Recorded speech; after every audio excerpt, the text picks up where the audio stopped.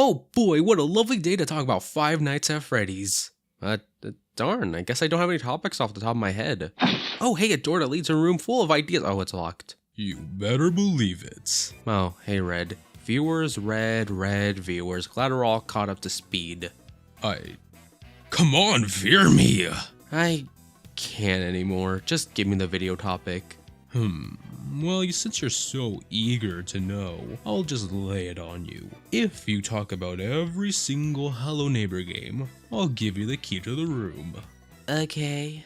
You're not even gonna object. Hello Neighbor is an indie horror gaming franchise developed by Dynamic Pixels, who, back in 2014, were only known for their apps on mobile. This was until the team decided to create their first PC title based on that feeling you get when you discover a glitch or an Easter egg in a game. Slowly but surely, this would form into Hello Neighbor, with some of the earliest material being a test animation shown at a gaming conference that presented how it would feel and play. Regardless of what's to come, the concept is genius. You break into your neighbor's home, solving puzzles to discover what lies in their basement. The catch is that the AI will learn from your playstyle the more you break into his home. Go through a particular door often, there will be bear traps and cameras. Try a window too much, expect it to be boarded. The internet fell in love with this idea, so after further development, in October of 2015, a Kickstarter was launched asking help from the community to raise $100,000 to finish the project, but sadly it only gathered $12,809. All hope seemed lost until early 2016 when TinyBuild stepped in, who were very interested in the project. Now, TinyBuild is no stranger to indie developers, as they've published so many in collaboration. So, one deal later, we've entered the early builds of Hello Neighbor. I need the bell! Over the next year, we'd get alphas, then betas, until the full release when it came out to... It was no secret that the game was a big letdown for most, with glitches, terrible AI, and a story that left people with more questions than answers. It practically became a laughingstock for the gaming community for a good while. However, TinyBuild was the one having the last laugh, all the way to the bank, as Hello Neighbor was a massive success financially. What do you do when something works once? Milk it, hey, we don't talk about that one. From sequels to prequels to whatever this is, most of this went over the public's head as they fairly assumed with the release of the final product that it got plenty of hate leading to the franchise's death. While that might not have been the case in 2017, now in 2023, the franchise isn't the only thing that could end. It could very well be TinyBuild as a whole. Stick around to the end of the video to hear more. As for now, I will dive into the franchise to see what went wrong. Keep in mind, I won't be going to the alpha/betas of it, as there are plenty of videos talking about them, ending with the final version. I'm taking a different approach in that we're starting at the final version of Hello Neighbor, plus the games that followed. If you couldn't tell by the length of this video, I will be doing a lot purely for your entertainment, so if you can, consider liking and subscribing. Also, don't forget to join the Discord server to meet a bunch of interesting people, along with giving my Twitter a follow. Everything will be linked down below.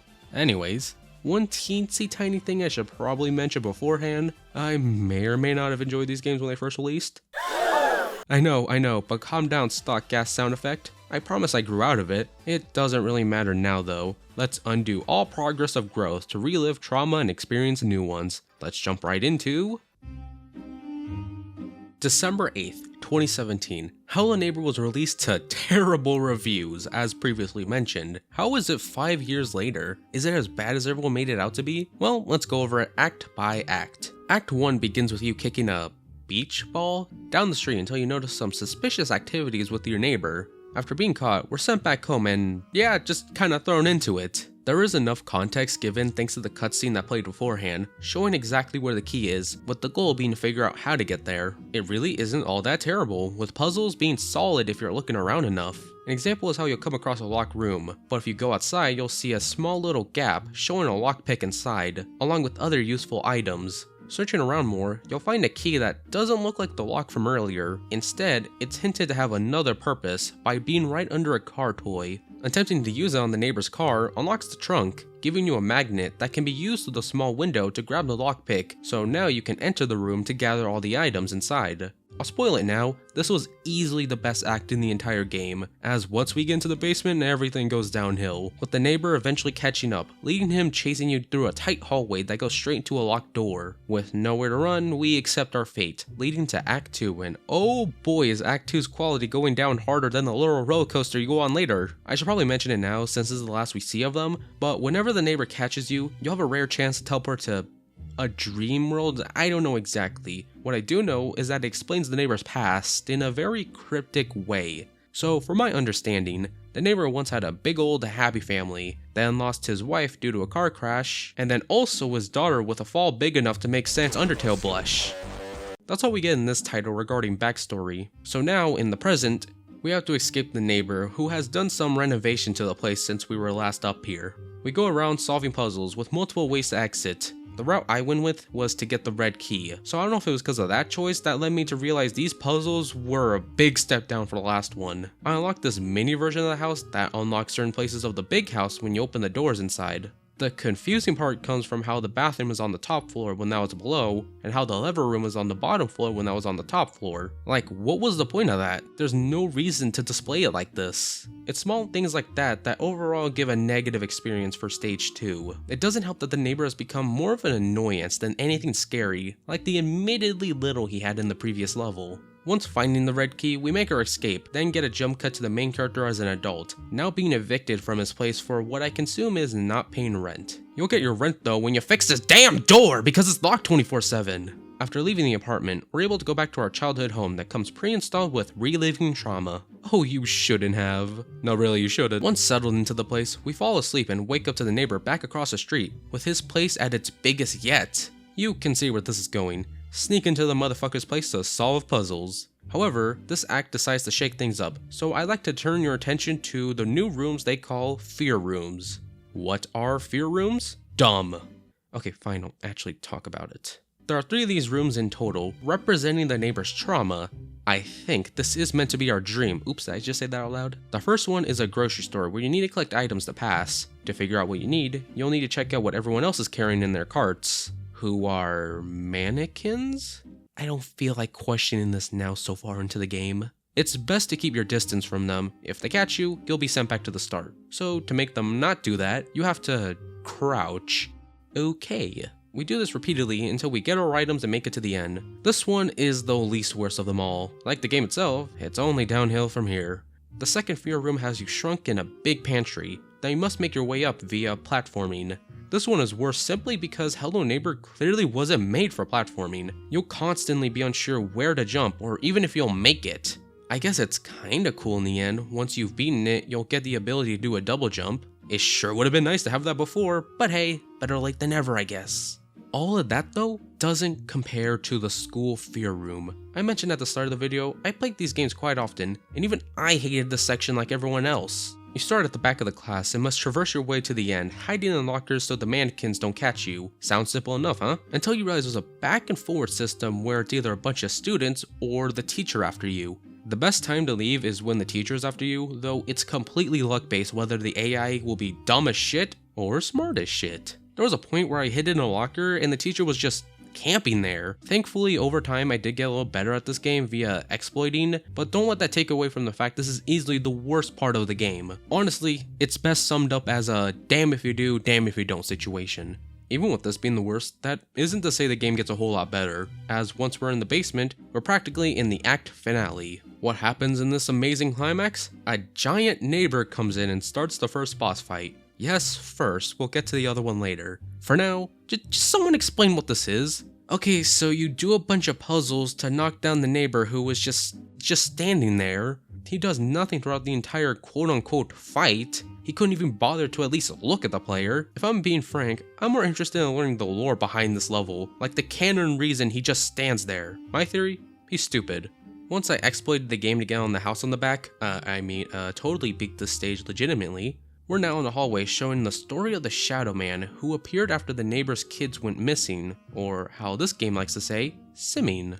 After which, this is where the second boss fight starts. Okay, viewers, pay attention. I'm gonna make no jokes whatsoever and explain exactly how this goes. We see our past selves, however, our younger self doesn't acknowledge us, so it's safe to assume they cannot see us. Then the Shadow Man comes in with our younger selves running to a random spot in the house. At a random point, they decide to sit down. We now come in to protect him. How? By standing in front of ourselves. Each time we take the hit of the shadow, we grow bigger and bigger until the end, where we defeat the shadow by jumping towards it. doing absolutely nothing. This, of course, makes the shadow trip and fall to then poof into nothing.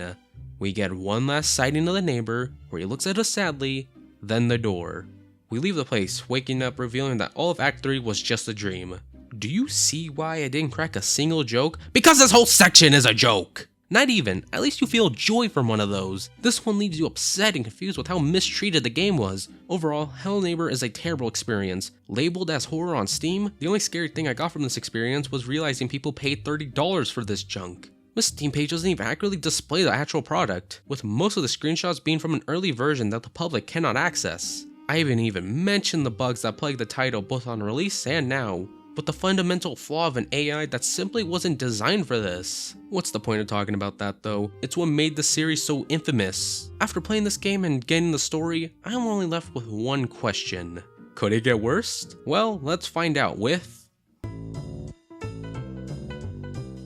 On October 24th, 2019, we received Secret Neighbor, an online multiplayer horror game where you play with friends or strangers as a group of kids trying to rescue their friend from the neighbor's basement. And the catch is that one of the kids in the group is an imposter who is, you guessed it, the secret neighbor. The goal for the neighbor is to catch everyone or keep them out of the basement until time runs out. I remember having lots of fun when this was released. How is it all these years later? Surely it must have gotten even better with all the updates I might have missed out on, like new characters, a map. I barely got to experience any of it. Now I played with the boys and we were waiting in our lobby for others to join, but we ended up waiting a long time for unknown reasons. So eventually we gave up and decided to join a quick match at the same time, hoping to get in the same lobby. Due to unknown circumstances, we were able to join the same match. Well, at least for the first 2 times we did it. On the third one of the boys didn't show up, so I disconnected. The menu vaguely mentioned something happening for disconnecting. At most, I assumed if we did it every round, we'd get banned, which is fair. What I didn't see coming was the fact leaving one game was enough to have a penalty match dropped on us, in which we had to beat this thing by ourselves in order to play online again.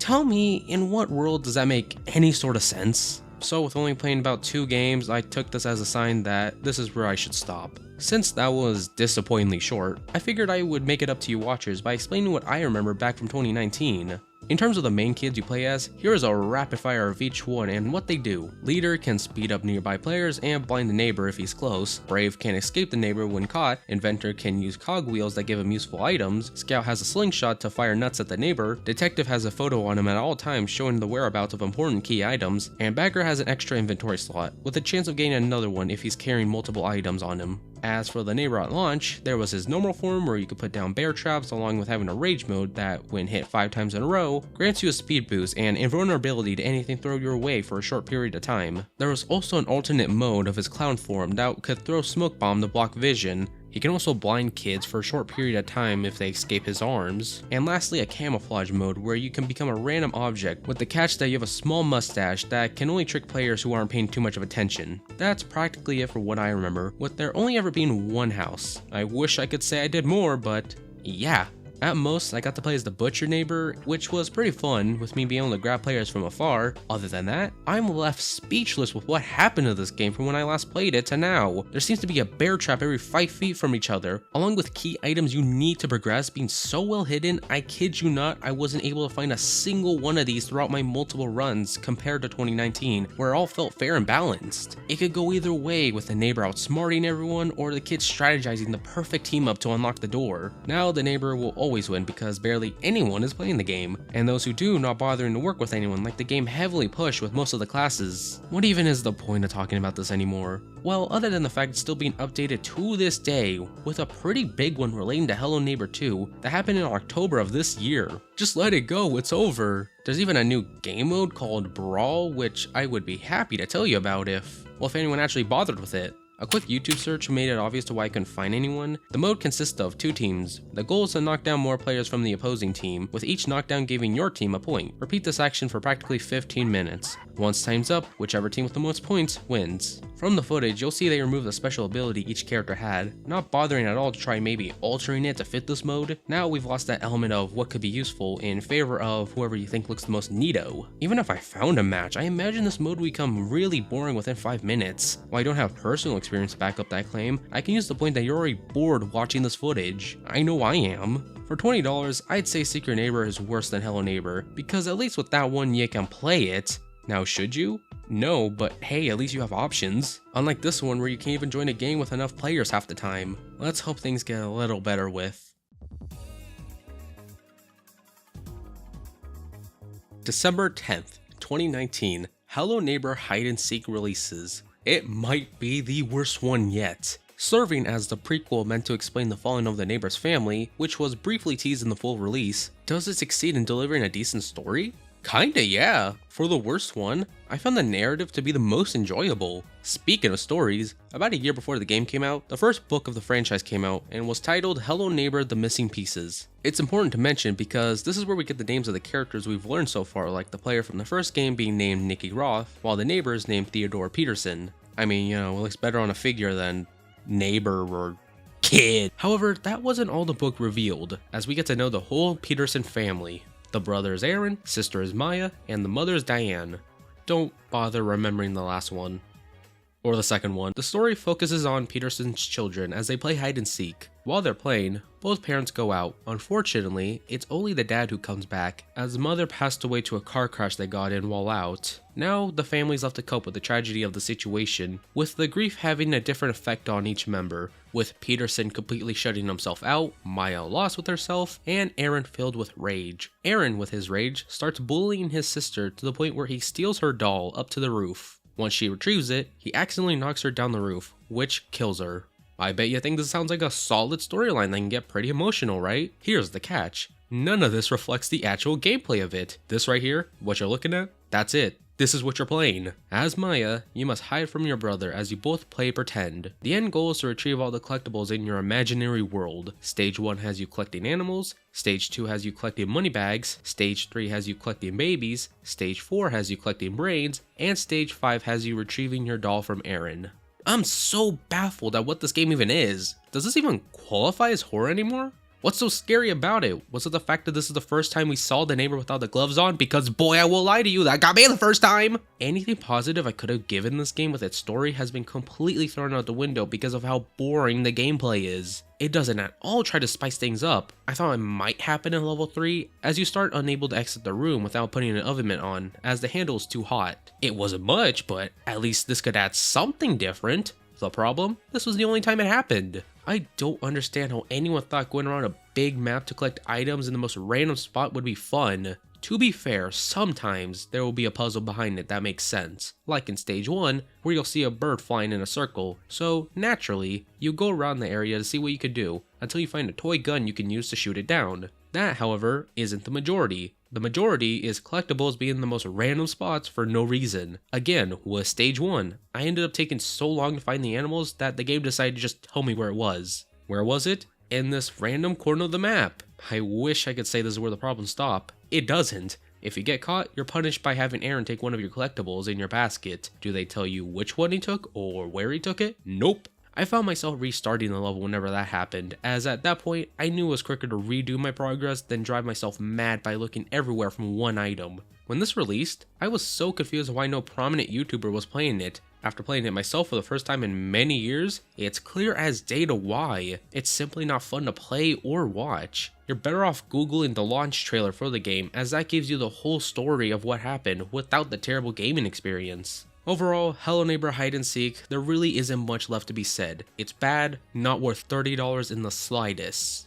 This game also marked the third year in a row where some sort of Hello Neighbor media came out, but the next year, we wouldn't get anything like that. Instead, a much smaller demo for a game called Hello Guest. I mentioned at the start, and the same rules apply. I won't be diving into any early versions. I will say that this one had a whole ARG behind it that was actually pretty cool, with an entire event in Secret Neighbor that I remember doing with strangers as we tried to figure out what it all meant. What did it mean? Well, Hello Guest would turn out to be Hello Neighbor 2. It was still in very early stages with just an alpha, but even with that, it looked promising, like legitimately something great. How would this pan out? Let's find out with Ha, gotcha. We still have one more of these to discuss before the sequel. August 17th, 2023, Hello Engineer Scrap Machine Constructor released. On Steam, that is. The actual release date was 2 years beforehand on... Hang on, let me wipe the dust off of this thing. Right from the top. Hello Engineer was released on June 22nd, 2021, exclusively for Google Stadia. Well, until it decided to no longer exist. I assume some contract prevented the game to release on Steam sooner. That, or nobody at Tiny Build cared enough to do it, because wow, what a shameless product this is. I mean, it's not terrible if I'm being completely honest. The gameplay is the least offensive, though we all know what the problem is. I know, you know, he, she, me, Wombo. Sorry, I lost myself for a second. Why is this a Hello Neighbor game? Now, I'm not MatPat, but I'll give you your game theory you desperately begged for, and that this was originally something else. However, Tiny Build didn't have confidence in the project, so they decided to slap some Hello Neighbor branding on it to give it the slightest chance at performing well. When it comes to the story... Shit, this thing's got a story? Yeah, if it wasn't obvious, I couldn't tell you, so I decided to look it up, thanks to the people running the Hello Neighbor wiki. Hello Engineer follows some of the kids from Secret Neighbor as they go to an abandoned amusement park to gather resources to win a state inventor contest. They then get trapped there, and the game follows them trying to escape using their engineering skills while avoiding the neighbor at all costs. The story can be played single player or with friends, with 23 levels, all completely level with you viewers, and admit, I only completed half of the game with the boys. There really wasn't a point in trying to go beyond that. By this point, I'd figure out it wasn't worth it anymore. The central part of the game where you build your vehicle wasn't all too rewarding. I never felt any sort of accomplishment for creating anything. The driving itself, I mean, it was fine enough. Honestly, everything about this game is fine. The problem is that they don't do anything with this concept. They bank on you looking at this and going, wow, it's a building car game with a Hello Neighbor theme. There isn't substance beyond that. The fact it's Hello Neighbor isn't gonna keep it interesting. You need something else. That is when you close out to literally play any other construction game. The only fun that came of this was me and the boys taking a turn at driving, and it went terribly. We even made a car where each of us controls a different part. I'll let you take a wild guess at how that went. Could these funny moments potentially save the game and make us want to play again? No, not really. It's best played with friends, but even better to not be played. There really isn't much left to be said. Is it even worth it to go over the price for this game? $15? I mean, it's not a lot, but you're better off spending it on anything else. Let's get on to the next one that both you and I are infinitely more interested in. It is Monday feeling mundane. December 6, 2022, the long-awaited sequel was finally released. And with it looking like a promising redemption arc, how did it turn out? Well, let's go over it. We play as a new character named Quentin, a journalist investigating the disappearance of the people who have gone missing in his local area, Ravenbrook. Oh yeah, by this time the place Hello Neighbor takes in is called Ravenbrook. After taking pictures of weird events at Mr. Peterson's home, it seems like we're about to become one of his secrets until we drive off, only to then crash into a barn 5 seconds later. This is where we, for once, have a tutorial of the game, which is very much appreciated, even if it's sorta weird to add it now after so many games of not doing that,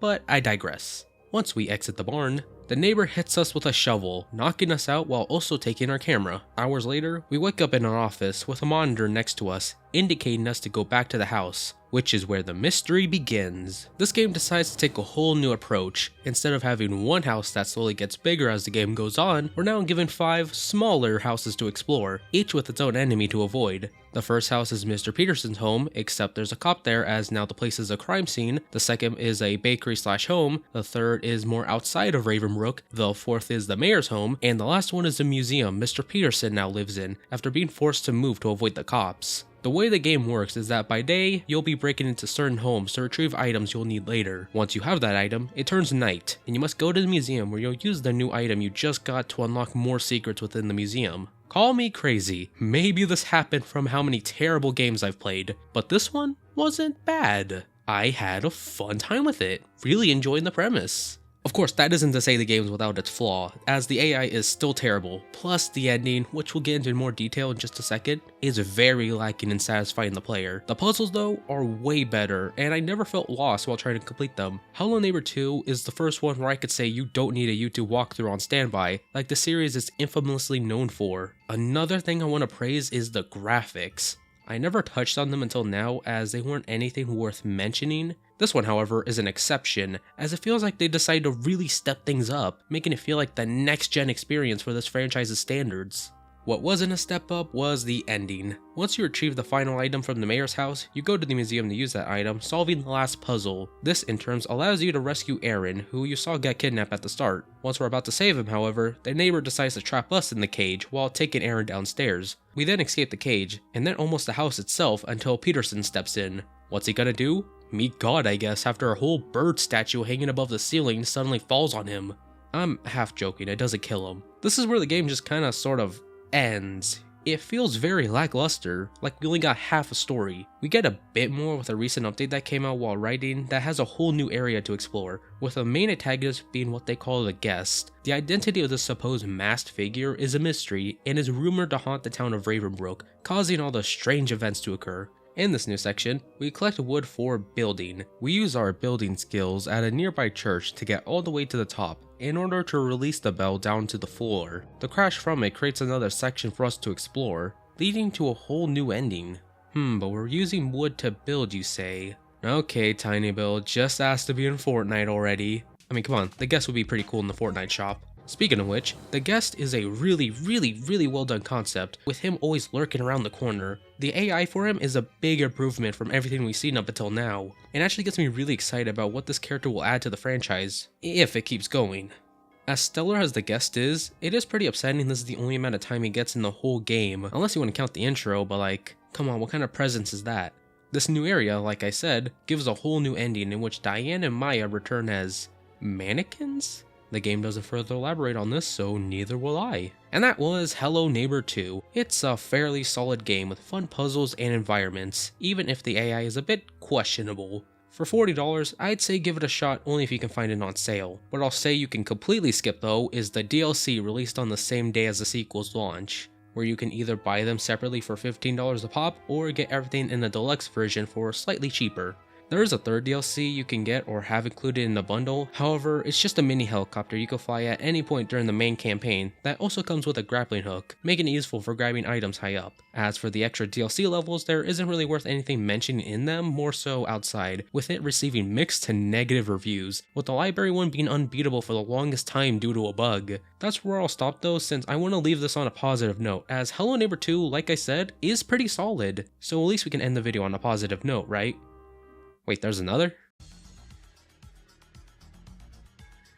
May 25th, 2023, Hello Neighbor VR Search and Rescued release. With it having the lowest amount of reviews on Steam, it's safe to say this flew under the radar for most. Who knows, maybe it just wasn't that good. It follows the rescue team from Secret Neighbor, exploring Mr. Peterson's home, attempting to save their friend Nikki. Now, putting on the lore glasses, I assume this is the game that canonically takes place between Act 1 and 2 of the first Hello Neighbor title. Taking a step back from the lore, if we're talking about the actual quality of this game, I'll be upfront and say this is the best one in the entire franchise. The AI isn't a complete joke like in every single title. Plus, the fact it's in VR makes the neighbor 10 times more scary. Like, how did Tiny Bill do that? Oh, that makes sense. You know, if I had a nickel for every time this happened. Going around this seemingly small house and finding so much more inside was a treat. The puzzles, like Hello Neighbor 2, can be added to the list of ones you could beat without looking up a guide. I also fell in love with the concept of being able to switch between the playable kids, each with their own unique ability. I should probably mention at this point their canon names have already been revealed, but I'm way too used to calling them by their secret neighbor name, so I'm sticking to that. The detective can use a magnifying glass to find footprints, leading to critical items. Brave has a bat, allowing her to bash down walls with an X mark on it. Scout uses her fling shot to shoot things from afar, Inventor has a bulletin board giving clues on puzzles around the house, and Leader has a flashlight.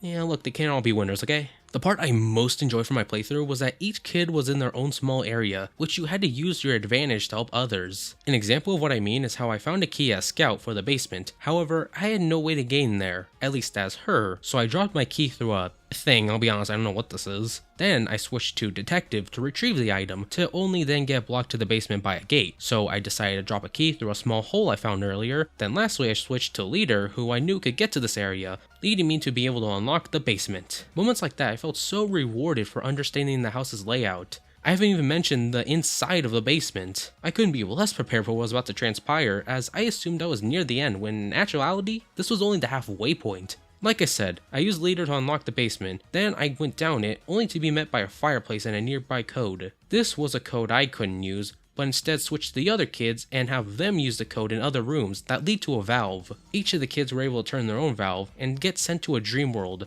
but this is when they get caught by the neighbor one by one. Once all the valves have been turned though, I was able to proceed on to the basement, until getting captured myself. This is now where I get to play as Aaron, who was trapped down here too. Then the guest shows up, and now we have a whole new gameplay style being able to switch between the two, where Aaron shows the world normally, while the guest has the area completely flipped upside down. This was easily one of the coolest things this series has done, allowing you to see the world from a whole new perspective that, while can get a bit sickening at points, brings for such creative puzzles requiring you to interchange between the both to help save the rescue team. Once the kids are saved, we play as the crow, finally giving the neighbor a taste of his own medicine, as we chase him down, bringing him to his knees once he meets a dead end. Afterwards, it cuts to Aaron, with the guest handing him over the final key to unlock the door right in front of us. Inside is Nikki, finally being set free. Ending search and rescue. I had a great time playing this if it wasn't apparent from my recap. It still has its own fair share of problems like the neighbor glitching out, plus the characters glitching out of nowhere themselves. Thankfully though, it doesn't get to the point of ruining the experience. For being priced at $30, I'd say it's worth it if you have a VR headset.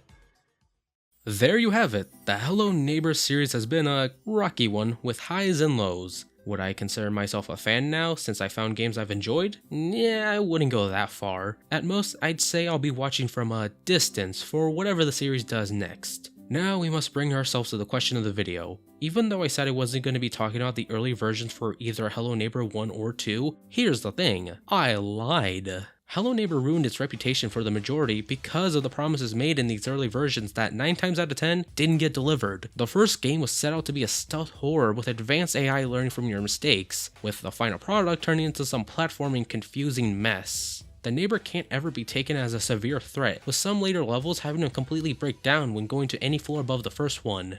It becomes abundantly apparent just how watered down this version is simply by comparing the early chase music to the one that was used in the final game.